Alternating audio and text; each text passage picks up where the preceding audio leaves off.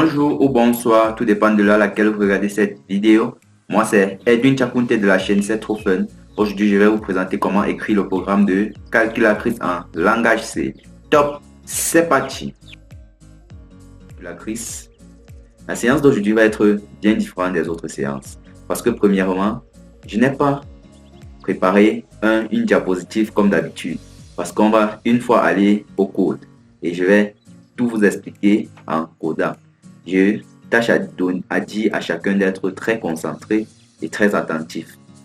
Ça, c'est d'un. De deux, aujourd'hui, on ne va pas compiler en invite de commande. Aujourd'hui, on va compiler avec l'IDE DFC++. Du fait de beaucoup de personnes qui se plaignaient. Ok, on lance DFC++. Je crée un nouveau fichier. Je crée un nouveau fichier source file. Ensuite, je passe au fichier save as. Je mets le nom calculatrice.c. Calculatrice 1.c. J'enregistre. On commence toujours par nos bibliothèques externes. stdio.h. Et la seconde, c'est include stdlib.h. Ok, int main pour marquer le début de notre fonction, notre programme, autant pour moi. Bon, maintenant, on commence par la déclaration des variables. Pour la déclaration des variables, on aura besoin de deux valeurs entrées par l'utilisateur. En fait, quand je dis deux valeurs, c'est quoi? Pour effectuer une opération, on a besoin de deux entiers dans la majorité des cas et du signe. On doit traduire cela en programme, nos besoins. Et je vais commencer donc par déclarer float A pour la première valeur que l'utilisateur va entrer, B pour la seconde et résultat pour la troisième, pour le résultat. Et il y aurait besoin d'un char int, un char signe, désolé. Un char signe pour le signe.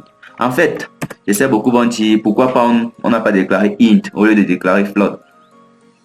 Ceci étant, si j'entre par exemple 4 et 5 et que je veux effectuer la division, en fait, si je mets int résultat, le résultat va être un entier. Ça va me donner la partie entière de mon calcul et ça va laisser la partie décimale. Pourtant, un flottant, le type flottant va me permettre de donner et la partie entière et la partie décimale. C'est tout l'intérêt pourquoi vous voyez que j'ai utilisé float au lieu de int comme vu précédemment.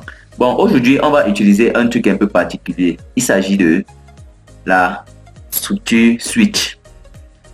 En fait, la structure switch, elle se comporte un peu comme le si, mais pas trop. C'est pas trop la même chose. Pour expliquer le switch, qu'est-ce qui se passe? Le switch prend en paramètre une valeur. La valeur là, c'est comme l'identifiant, en fait. Oui, c'est comme l'identifiant. Maintenant, en fonction de l'identifiant que tu vas donner à ta valeur, à la variable identifiant, on a vu les variables récemment. En fonction de la valeur que tu vas donner à l'identifiant, elle va définir le bloc d'instruction qui va être sélectionné parmi tous les blocs qui seront dans la structure switch. En fait, c'est ça. Elle va définir le bloc qui va être sélectionné et exécuté. Et ce switch a deux paramètres, je vais dire quoi? Deux rubriques. Je peux même dire trois. Il y a le case qui veut dire switch la valeur, switch l'id. Case, ça veut dire si l'id là a la valeur si, je fais l'instruction. Et il y a un brique à la fin pour dire à la fin, j'arrête. Je ne teste plus toutes les autres instructions qui sont dans le switch et je continue l'instruction qui suit le switch, qui suit la grande boucle du switch. Bon, ceci étant, on a déclaré A, B et résultat et le signe. Maintenant, on va demander à l'utilisateur d'entrer le signe. Vous avez entendu le signe de l'opération, hein? N pour aller à la ligne. Ensuite, on va récupérer ce signe avec scanf modulo C. Oh, désolé. Virgule, i commercial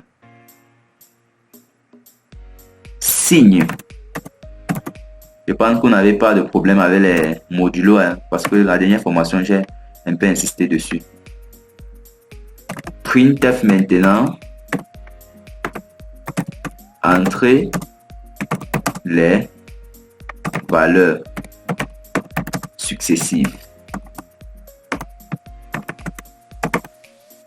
Quand je dis les valeurs successives, c'est une manière de dire à l'utilisateur s'il entre A, quand il va entrer la première valeur et la deuxième valeur, qu'il sache que la première valeur va être, si le signe c'est moins, va être souscrit avec la deuxième. Si c'est divisé, la première valeur va être divisée avec la deuxième. Si c'est multiplié, la première valeur va être multipliée avec la deuxième. En fait, c'est ça quand je dis de manière successive. Maintenant, je récupère cela avec scanf. Scanf modulo F. Modulo F, virgule, I commercial A, virgule, I commercial B. Point virgule. Maintenant que j'ai déjà récupéré, j'ai déjà tous mes besoins, je vais maintenant entrer réellement dans la calculatrice. Switch, entre parenthèses, signe, parce que l'idée, ça sera le signe. On ouvre les accolades. Case. Si le signe là, c'est moins, bon, on va commencer par plus, le bon sens. Si le signe là, c'est plus, notre résultat prendra A plus B. Maintenant, case moins. Si le signe là c'est moins, notre résultat prendra A moins B. Ok. Case. Multiplication maintenant. Multiplication. Si le signe là c'est fois, résultat prendra A fois B. Maintenant, case division. Là, les instructions vont être un peu plus complexes parce qu'on doit lever une exception. Exception qui sera au niveau de la valeur de B. Parce que en mathématiques, on ne peut pas diviser un nombre par 0.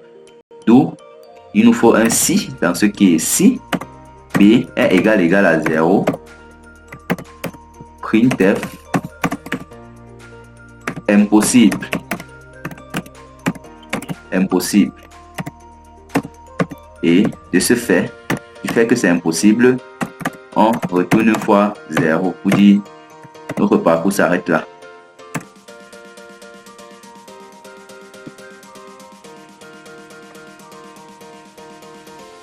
Si déjà ce n'est pas 0, cela signifie que résultat, dans ce cas, résultat prendra A sur B. Point virgule. Maintenant, ceci étant fait, je ferme l'accolade du switch. Je retourne 0. Bon, je dois mettre un printf pour afficher le résultat. Printf résultat égal à modulo F virgule résultat. Là où il le faut. Ceci étant là, là, là. Si on ne met pas brique, vraiment la fonction ne va pas comprendre qu'il doit sortir et sauter tous les autres cases. Pourtant, si on laisse comme on l'avait fait, il va chercher à parcourir tout et nous renvoyer un résultat erroné. Voilà. C'est brique. Brique. Ok, maintenant compilons. On nous demande d'entrer le signe, entrons plus, d'entrer les valeurs successives, entrons 7 et 5.